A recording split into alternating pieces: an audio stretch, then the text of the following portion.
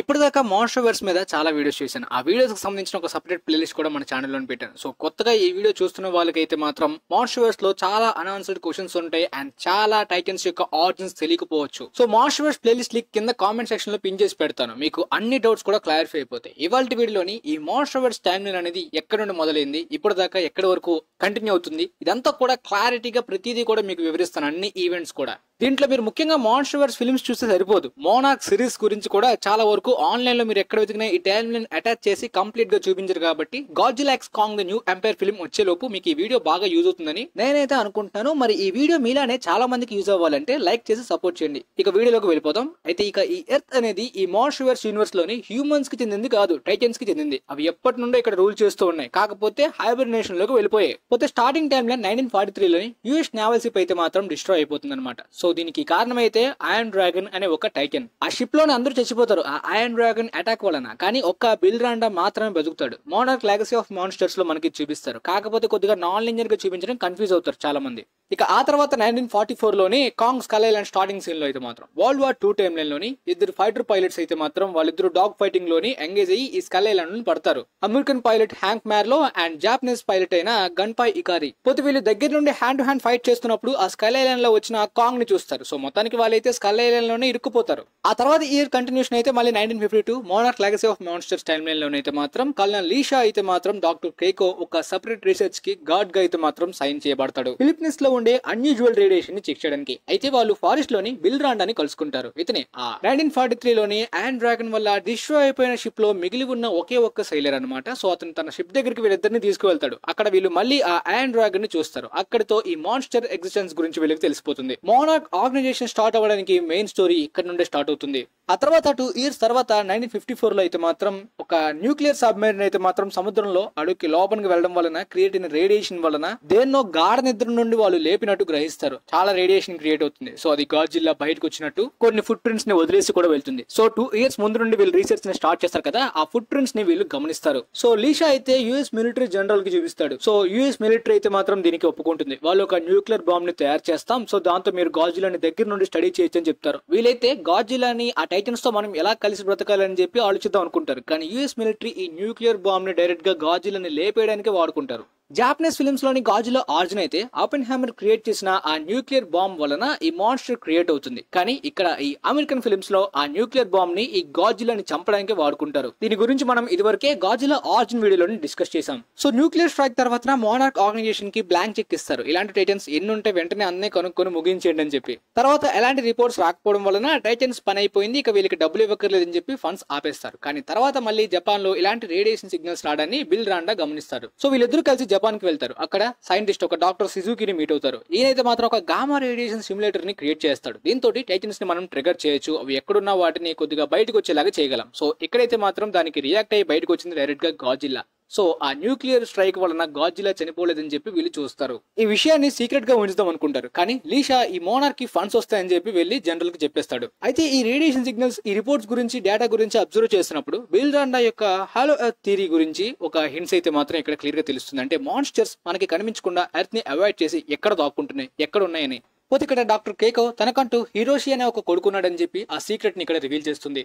దాదాపుగా వాళ్ళు ఇచ్చిన ఫండ్స్ తోటి ఒక 4 ఇయర్స్ ఈ హాలో ఎర్త్ థియరీ మీద వర్క్ చేసిన తర్వాత 1959 లోని కజకిస్తాన్ లో ఉండే ఒక స్టేషన్ దగ్గరికి వీళ్ళు రీసెర్చ్ గురించి వస్తారు. ఇక్కడ కొన్ని క్రియేచర్స్ యొక్క ఎగ్స్ అండ్ ఆ క్రియేచర్స్ లేవడాన్ని ఇక్కడ ఒక ఫైట్ జరుగుతుంది. సో మొత్తానికి అయితే మాత్రం ఈ అటాక్ లోని వీళ్ళు డాక్టర్ కేకోని కోల్పోతారు. తన ఆ గొంతులోని ఆ గోయిలో పడిపోతుంది. సో చనిపోయిందని ఫిక్స్ అయిపోతారు. తన కొడుకు హిరోషిని బిల్రాండా అయితే మాత్రం అడాప్ట్ చేసుకుంటాడు. తర్వాత 3 ఇయర్స్ గడిచిన తర్వాత ఈ హాలో ఎర్త్ థియరీ గురించి మొత్తానికి వీళ్ళు మిలిటరీ ఒప్పుకొని దీనికి సంబంధించి ఆపరేషన్ హౌగ్లెస్ అని చెప్పి కొంతమంది టీమ్ ని ఆ పాట్ ద్వారా ఆ పోర్టల్ లోకి పంపిద్దాం అనుకుంటారు. దాంతో పాటు వాళ్ళు గామా రేడియేషన్ సిమ్యులేటర్ ని కూడా అటాచ్ చేస్తారు. ఎందుకంటే ఒక టైటన్ వస్తే అది ఆ హాలో ఎర్త్ కి వెళ్లే దారిని చూపిస్తుంది, లైక్ గాడ్జిల్లా వర్సెస్ కాంగ్ లాగా. సో మొత్తానికి వీళ్ళు లోపలికి వెళ్ళిన తర్వాత ఆ పోర్టల్ మూసుకుపోయి మొత్తం అంతా కూడా అక్కడ ధ్వంసం అయిపోతుంది అనమాట. మొత్తం ఈ ఆపరేషన్ ఫెయిల్ అయిపోతుంది, ఆ లోపలికి వెళ్ళిన వాళ్ళు చనిపోయారు అని చెప్పి ఫిక్స్ అయిపోతారు. పోతే లీషా అండ్ తనతో పాటు వచ్చిన ఆ పాడ్ లో కొంతమంది టీమ్ మెంబర్స్ అయితే మాత్రం ఒక రీలం లోని పడతారు. ఇది యాక్చువల్ గా హాలో ఎర్త్ కాదు. హాలో ఎర్త్ కి మధ్యలో ఉండే యాక్సెస్ మండి రీలం. ఈ యాక్సెస్ మండి రీలం గురించి కంప్లీట్ ఎక్స్ప్లెనేషన్ సెపరేట్ వీడియో మన ఛానల్లో పెట్టాను. పెట్టాను. అంటే హాలో ఎర్త్ కి యాక్సిస్ మౌండి రీలం కి సంబంధం ఏంటి, ఇక్కడ టైం ఏ విధంగా వర్క్ అవుతుంది, ఎందుకు అలా అవుతుంది అనే దాని గురించి కంప్లీట్ ఎక్స్ప్లెనేషన్ అనమాట. సో మొత్తానికి అయితే మాత్రం తర్వాత ఒక పోర్టల్ ఓపెన్ అయ్యి ఆ పోర్టల్ నుండి మొత్తానికి ఎర్త్ మీదకి జపాన్ లోకి వచ్చి పడతాడు.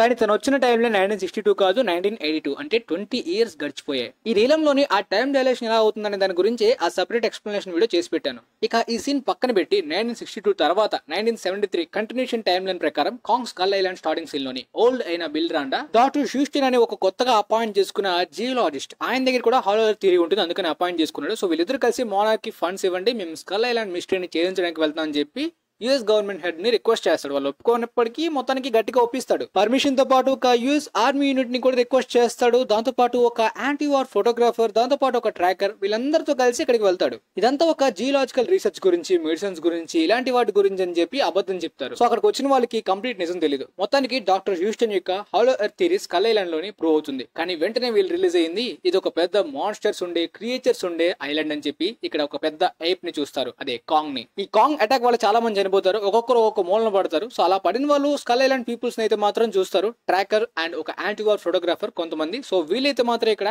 హ్యాంక్ మ్యార్ లో బ్రతికే ఉన్నట్టు చూస్తారనమాట. ఈ హ్యాంక్ మ్యార్ లో అమెరికన్ పైలట్, మనకి ఫిల్మ్ స్టార్టింగ్ సీన్ లో ఒక అమెరికన్ అండ్ జాపనీస్ పైలట్ వీళ్ళిద్దరు కూడా ఇక్కడ స్కల్ ఐలాండ్ లో ఇరుక్కుంటారు కదా. సో వాళ్ళిద్దరు ఇక్కడ నుండి సర్వైవ్ అవుతారు, తప్పించుకుందాం అని చెప్పి ఫ్రెండ్స్ అయిపోతారు. కాకపోతే తన ఫ్రెండ్, జాపనీస్ ఫ్రెండ్ గన్పై ఇకారి అయితే మాత్రం స్కల్ కలర్స్ చేతన చనిపోయాడు. కాంగ్ ఈ స్కల్ ఐలాండ్ కి దేవుడు అని చెప్పి ఇక్కడ ఇతను రివీల్ చేస్తాడు. అయితే మనకి స్కల్ ఐలాండ్ లోని చూపించిన సీన్ ని మోనార్క్ లెగసీ ఆఫ్ మాన్స్టర్స్ లో చూపిస్తారు. ఈ ఈవెంట్ లో అయితే మాత్రం మదర్ లాంగ్ లెగ్స్, దాంతో పాటు ఒక మ్యాంటిల్, ఈ రెండు కూడా ఫైట్ చేస్తున్న టైంలోని బిల్ రాండా వాళ్ళ నుండి తప్పించుకోవడానికి అయితే మాత్రం తను రీసెర్చ్ చేసిందంతా కూడా ఒక సముద్రంలోకి విసిరిపారేస్తాడు. అక్కడ ఉన్న వాళ్ళకి ఎట్టి పరిస్థితుల్లో కంప్లీట్ నిజం తెలియకూడదని చెప్పి. పోతే మొత్తానికి కల్నల్ ప్యాకర్డ్ కాంగ్ మీద రివెంజ్ తీర్చుకుందాం అనుకుంటాడు తన వాళ్ళని చంపినందుకు. ఈ రివెంజ్ లో తన వాళ్ళు అండ్ ఈ ప్యాకర్డ్ కూడా చనిపోతారు. మొత్తానికి హ్యాంగ్ మ్యార్ లో ఎన్నో ఏళ్ల తర్వాత తన ఇంటికి అయితే మాత్రం మొత్తానికి వెళ్లి తన ఫ్యామిలీని కలుసుకుంటాడు. పోతే చనిపోయిన వాళ్ళలోని బిల్ రాండా మెయిన్ క్యారెక్టర్ కూడా స్కల్ కలర్స్ చేతిలో చనిపోతాడు అనమాట. ఇక్కడ ఈ యాంటీవార్ ఫోటోగ్రాఫర్, ట్రాకర్ ఇలా అందరూ తప్పించుకుంటారు. కానీ వీలైతే మాత్రం మోనార్క్ దగ్గర ఇక్కడ స్కల్ ఐలాండ్ లో చూసింది ఎవరికి కూడా చెప్పకూడదని చెప్పి రూల్ పెడతారు. ఎందుకంటే ఇది మోనార్క్ సీక్రెట్స్ అని చెప్తారు. దాంతో పాటు మీరు చూసింది ఒకటేటనే, కానీ ఇలాంటివి చాలా ఉన్నాయని చెప్పి ఇక్కడ వీళ్ళకి ఎక్స్ప్లెయిన్ చేస్తారు. ఈ కేవ్ పెయింటింగ్స్ అన్ని కూడా Kong Skull island post credit scenes లో మనకి చూపిస్తారు.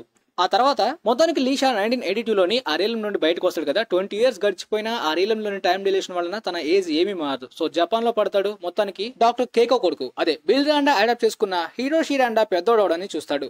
అలానే తన ఫాదర్ బిల్ రాండా స్కల్ ఐలాండ్ లోని చనిపోయిన విషయం కూడా చెప్తాడు. అలానే హిరోషి రాండా ఇద్దరిని బిల్డ్ చేసుకుంటాడు. ఒక ఫ్యామిలీని జపాన్ లోని, ఇంకొక ఫ్యామిలీని శాన్ ఫ్రాన్సిస్కోలోని పెడతాడు.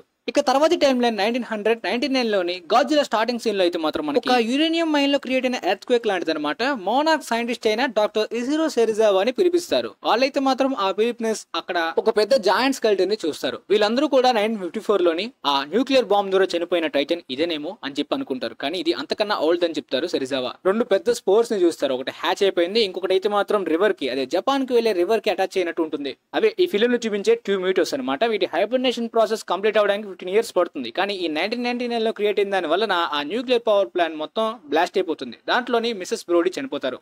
జో బ్రోడీకి మాత్రం ఇది దేని వల్లనో ఒక పెద్ద టైటన్ వల్ల అని చెప్పి డౌట్ ఉంటుంది. కానీ మోనార్క్ ఇది ఒక నార్మల్ యాక్సిడెంట్ గానే కవర్ చేస్తుంది. తర్వాత 2012 లోని మనకి కోరా అనే ఒక హ్యాకర్ అయితే మాత్రం ఒక టెక్ కంపెనీలో జాయిన్ అయినట్టు అనుకుంటుంది. తను ఒక హ్యాకర్ అనమాట. కాకపోతే ఇక్కడ చాలా వరకు డార్క్ సీక్రెట్స్ ని ఆమె గమనిస్తుంది అనమాట. యాపెక్స్ సైబర్నాటిక్స్ లో ఈమె వర్క్ చేస్తున్నట్టు, వాళ్ళు కొంత యానిమల్స్ మీద ఎక్స్పెరిమెంట్స్ చేస్తున్నట్టు గ్రహించి అక్కడ నుండి ఎస్కేప్ అయిపోతుంది. ఆమె ఐడెంటిటీని మార్చుకొని జపాన్ లో దాక్కుంటుంది అనమాట సీక్రెట్ గా. తర్వాత బిల్ రాండా 1973 లోని స్కల్ ఐలాండ్ లోని తను రీసెర్చ్ చేసినంతా కూడా సముద్రంలో పాడేశాడు కదా. అది 2013 లోని మొత్తం అంతా కూడా తిరిగి ఒక జపాన్ కి వచ్చి ఫిషర్ మ్యాన్ కి దొరుకుతుంది అనమాట. మళ్ళీ తన కొడుకు దగ్గరికి వెళ్తుంది. వాళ్ళ పేరెంట్స్ సీక్రెట్స్ గురించి, రీసెర్చ్ గురించి తెలిసిన తర్వాత దాని మీద ఫోకస్ పెట్టి రెండు ఫ్యామిలీస్ ని దూరం పెడతాడు. పోతే బ్రోడీ కూడా ఇటువైపు 15 years వరకు రీసెర్చ్ చేస్తాడు కదా, ఏమైందని దాని గురించి. జీడేనా అంటే 2014 లోని గాడ్జిలా అరైవల్ అప్పుడు తను రీసెర్చ్ చేసిందంతా కూడా మొత్తం అంతా చూస్తాడు, ఆ మ్యూటోస్ ని. దాంతో పాటు ఆ మ్యూటో యొక్క పుట్టుక తర్వాత గాడ్జిలా ట్రిగర్ అయ్యి అది వచ్చి ఈ రెండింటిని ఆపుతుందని చెప్పి ఆ సినిమాలో మనం చూసాం. సో మొత్తానికి ఈ టైంలో అయితే మాత్రం మనకి హిరోషి రాండా శాన్ ఫ్రాన్సిస్కోలో ఒక ఫ్యామిలీని పెడతారు కదా. సో తనకు కూతురు ఉంటుంది ఇక్కడ. సో కేట్ రాండా అయితే మాత్రం ఇక్కడ గాడ్జిలాని చూస్తుంది. తనైతే మాత్రం ఒక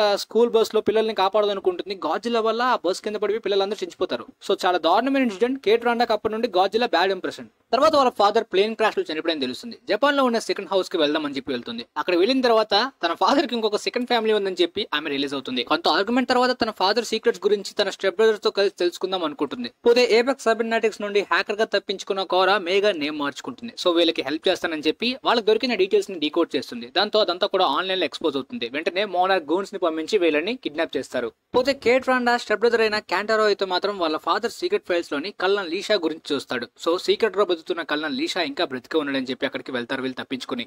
వాళ్ళ ఫాదర్ ప్లేన్ క్రాష్ అయిన దగ్గరికి వెళ్తారు. అక్కడ ఒక ఫ్రోజన్ టైటన్ ని చూస్తారు. ఇక్కడ చాలా డీటెయిల్స్ బట్టి వాళ్ళ ఫాదర్ బ్రతికి ఉన్నాడనే థీరీస్ చాలా వరకు కనిపిస్తూ ఉంటాయి. పోతే వీళ్ళు మోనార్క్ అండర్ లో ఉంటున్నప్పటికీ వీళ్ళు సెపరేట్ గా తప్పించుకుని ఇదంతా కూడా చేస్తున్నారు కాబట్టి వీళ్ళున్న లొకేషన్ కి వీళ్ళు కూడా చాపర్స్ లో వస్తారు అనమాట. సో మొత్తానికి వీళ్ళ థీరీస్ ని ఫాలో అయిన దాన్ని బట్టి వాళ్ళ ఫాదర్ బ్రతికే ఉంటాడు. తన దగ్గర గామా రేడియేషన్ సిమ్యులేటర్ బట్టి అక్కడ ఒక టైటన్ ని లేపుతాడు. అక్కడ గాడ్జిలా లెగుస్తుంది. చాపర్స్ లో ఫాలో అయిన మోనార్క్ గూన్స్ చనిపోతారు. దాంతో పాటు వాళ్ళ ఫాదర్ అక్కడ నుండి వెళ్ళిపోతాడు.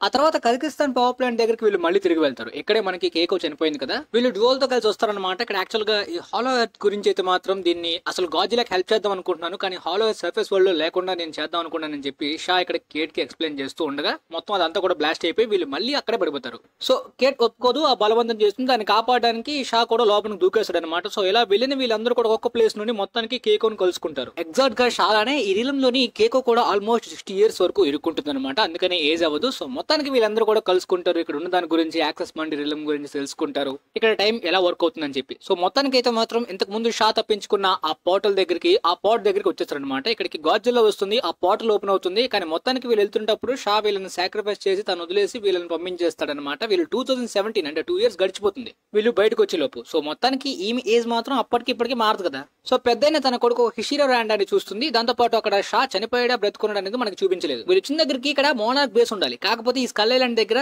ఏపెక్స్ రీసెర్చ్ స్టేషన్ ఉంటుందన్నమాట. ఆ తర్వాత 2019 లోని King of the Monsters time అనమాట geo terrorist Alan Jonah and Mrs కలిసి కొన్ని మాన్స్టర్స్ ని రిలీజ్ చేస్తారు. వీళ్ళ థియరీ ఏంటంటే ఎర్త్ పాపులేషన్ హెవీగా పెరిగిపోవడం వలన పొల్యూషన్ కూడా తీవ్రంగా పెరిగిపోయి ఎర్త్ నాశనం అయిపోతుంది. ఒకప్పుడు ఈ ఎర్త్ కి రూలర్స్ గా ఈ ఏజెన్సీ ఉండేవి. సో ఖచ్చితంగా అవి వస్తేనే ఈ పొల్యూషన్ ని నేచర్ ని కంట్రోల్ చేస్తాయని చెప్పి వీటిని రిలీజ్ చేస్తారు. ఈ టైటన్స్ ని కంట్రోల్ చేసే ఆర్కా అనే ఒక డివైస్ ని కూడా ఎంఆర్ఎస్ తయారు చేస్తుంది. వీళ్ళు భయంకరమైన ఈ మాన్స్టర్ జీరో అయిన కింగ్ గిదోరాని కూడా రిలీజ్ చేస్తారు. అయితే సెరిజావా గమనించేది ఈ కింగ్ గిదోరా అయ్యే టైటన్స్ అన్నిటిని కూడా ఆల్ఫాగా ఇప్పుడు కంట్రోల్ చేస్తుంది. ఎందుకంటే గాడ్జిలాని ఓడించేసి అదే ఒక న్యూ కింగ్ గా మారిందనమాట. కానీ ఇప్పుడు ఇది ఎర్త్ కి నేచర్ కి ఎలాంటి సపోర్ట్ కూడా చేయదు. ఎందుకంటే ఇది ఎర్త్ కి సంబంధించిన టైటన్ కాదు. ఇది ఎర్త్ మొత్తాన్ని కూడా డిస్ట్రాయ్ చేసేలాంటి ఒక ఇన్వేడర్ అని చెప్పి గ్రహిస్తారు. అసలు యాక్చువల్ గా ఈ కింగ్ గిదోరా ఆరిజిన్ గురించి సెపరేట్ గా వీడియో చేసిన అది మాన్స్టర్స్ ప్లేలిస్ట్ లో ఉంటుంది, చూడకపోతే చూడండి. ఈ గిదోరా వల్ల ఎర్త్ కి హ్యూమన్స్ కన్నా పెద్ద థ్రెట్ అని గ్రహించిన ఎంఆర్ఎస్ ఆ జియో టెర్రరిస్ట్ జోనా నుండి తప్పించుకుని డివైస్ ని తీసుకుని వెళ్ళిపోతుంది. పోతే గాయపడిన గాడ్జిలాకి అయితే మాత్రం సెరిజావా ఒక పెద్ద న్యూక్లియర్ ఎక్స్ప్లోజన్ డిటోనేషన్ క్రియేట్ చేసి తనని తాను సాక్రిఫైస్ చేసుకుని గాడ్జిలాకి ఒక అల్టిమేట్ పవర్స్ ఇస్తారు. ఆ పవర్స్ తోటి తను గిదోరాని అంతం చేస్తుంది. పోతే గిదోరా యొక్క 3 heads లోని ఒక హెడ్ మిగిలి ఉంటుంది. అదైతే మాత్రం మొత్తానికి వాళ్ళకి దొరుకుతుంది. అది king of the monsters and credits లో చూపిస్తారు. ఆ తర్వాత 5 years గడిచిపోతుంది. 2024 టైం లైన్ అనమాట. Godzilla versus Kong time line అంతా కూడా. సో ఇక్కడైతే మాత్రం మోనార్క్ ఇక్కడ సెపరేట్ బేస్ ని పెట్టుకుంటుంది స్కల్ ఐలాండ్ నుండి. ఎందుకంటే ఒక పెద్ద తుఫాన్ వలన Iwi peoples and Skull Island లోని చాలా దారుణం జరుగుతుంది. దాని వలన ఈవీ పీపుల్స్ ఆల్మోస్ట్ అందరూ చచ్చిపోతారు. ఈ ఈవీ పీపుల్స్ లో బ్రతికున్న జియో ఒక్కతే డాక్టర్ ఆండ్రూస్ అడాప్ట్ చేసుకుంటుంది. పోతే ఏపెక్స్ సైబర్నాటిక్స్ హెడ్ అయిన వాల్టర్ సిమోన్స్ అయితే మాత్రం హీవ్ వెహికల్స్ ని అంటే హాలో ఎర్త్ ఏరియల్ వెహికల్స్ ని తయారు చేస్తాడనమాట. డాక్టర్ నాథన్ లేన్ ఈ హాలో ఎర్త్ థియరీ మీద రాసిన బుక్స్ ని చూసి మీ థియరీ కరెక్టే, మీరు హాలో ఎర్త్ లోకి వెళ్ళాలనుకుంటున్నారా, అక్కడ ఈకో సిస్టమ్ కి ఎర్త్ కి యూజ్ అయ్యే చాలా ఉంటాయి అని చెప్పి మీరు ఈ వెహికల్స్ ని యూజ్ చేసి వెళ్ళొచ్చు అని చెప్పి ఇతనికి ఈ మిషన్ కి హెడ్ గా పెడతాడు. సో మొత్తానికి అతను వచ్చి డాక్టర్ ఆండ్రూస్ ని ఒప్పించి కాంగ్ ని యూజ్ చేసుకుని వెళ్దాం అనుకుంటారు. ఎందుకంటే ఇది ఒక టైటనే ఆ లోపలికి దారి చూపిస్తుంది అనమాట. ఆల్రెడీ గాడ్జిలా ట్రిగర్ అయ్యి మొత్తం అందరిని ధ్వంసం చేస్తుంది. దాన్ని ఆపాలంటే కాంగ్ దాంతో పాటు ఈ హాలో ఎర్త్ లోనే ఏదో ఒక దారి ఉంటుందని చెప్పి వీళ్ళు గ్రహిస్తారు. కాంగ్ కి గాడ్జిలాకి ఆల్రెడీ ఫైట్ కూడా అవుతుంది కదా. సో మొత్తానికి ఈ ఏపెక్స్ సైబర్నాటిక్స్ ఈ గాడ్జిలాని ఏదో విధంగా కంట్రోల్ చేస్తున్నారా ట్రిగర్ చేస్తున్నారని అందులో పనిచేసే బెర్నీ గ్రహిస్తాడు. ఇతను పెట్టిన సీక్రెట్ పాడ్కాస్ట్ ని అయితే మాత్రం ఎంఆర్ రసల్ కూతురైన Madison Russell Millie Bobby Brown వింటుంది, ఇతన్ని అప్రోచ్ అవుతుంది. వీళ్ళు అడ్వెంచర్ ని కనుక్కుందామని అనుకుంటారు. సో మొత్తానికి హాలో ఎర్త్ లోకి అయితే మాత్రం కాంగ్ వీళ్ళని తీసుకెళ్తుంది ఈ వెహికల్స్ తోటి. అంటే అంతకు ముందు వెళ్ళదు, లోపల మీ ఫ్యామిలీ ఉండొచ్చు అనగానే లోపలికి దూకేస్తుంది అనమాట. వీళ్ళతో పాటు వాల్టర్ సిమన్స్ తన కూతురు మాయాని కూడా పంపిస్తాడు అనమాట. మొత్తానికి కాంగ్ తన ఫ్యామిలీ తన స్పీసెస్ ఇక్కడ ఉండేవాళ్ళని చెప్పి మొత్తం అంతా కూడా గ్రహిస్తాడు. వీళ్ళు శాంపిల్స్ తీసుకుని వెంటనే ట్రాన్స్ఫర్ చేస్తారు వాళ్ళ నాన్నకి. అప్పుడిక మెగా గాడ్జిలా అయితే మాత్రం రెడీ అవుతుంది అనమాట. రెన్ సెరిజావా దీన్ని కంట్రోల్ చేస్తాడు. అవును, చనిపోయిన ఇషిరో సెరిజావా కొడుకే దీన్ని కంట్రోల్ చేస్తాడు. కాకపోతే ఈ ఫిల్మ్ లోనే చనిపోతాడు అతను కూడా. ఎందుకంటే గిదోరా ఓవర్ రైట్ చేస్తుంది మెగా గాడ్జిలాని. సో ఇదంతా ఈ శాంపిల్స్ మొత్తం అంతటికి కారణం కాంగ్ అని చెప్పి మొత్తం హాలో ఎర్త్ కి కన్నం పెడుతుంది. ఇక్కడ వీళ్ళిద్దరికి భీకరమైన యుద్ధం అయిన తర్వాత వీళ్ళిద్దరూ కలిసి మెగా గాడ్జిలాని ఎదుర్కోవాలని చెప్పి రిలీజ్ అవుతారు. ఈ ఫైట్ లోని మెగా గాజిల్లాని కాంగ్ ముక్కలు ముక్కలుగా నరికేస్తాడు. ఈ ఫైట్ తర్వాత గాజిల్లా హైబర్నేషన్ లోకి వెళ్ళిపోతుంది. కాంగ్ అయితే హలో ఎర్త్ లో తన హోమ్ అంటూ అటు వెళ్ళిపోతాడు. అక్కడతో ఈ సినిమా అయిపోతుంది. తర్వాత Godzilla x Kong new empire తర్వాత టైం లైన్ అంతా కూడా ఏ విధంగా ఉండబోతుందో ఫిల్మ్ లో చూసుకుందాం. ఇక్కడ వరకు ఈ టైం లైన్ లో జరిగిన స్టోరీ అంతా కూడా మీకు అర్థమై ఉంటుంది. సో ఈ స్టోరీలో మాక్సిమం ఎక్కువ శాతం మోనార్క్ లెగసీ ఆఫ్ మాన్స్టర్స్ యొక్క వెబ్ సిరీస్ గురించే ఉంటుంది. ఎందుకంటే ఇప్పటివరకు ఈ మాన్స్టర్స్ లో బాగా స్టోరీతో వచ్చిందంతా కూడా కంటెంట్ ఆ ఒక్క ప్రాజెక్టే.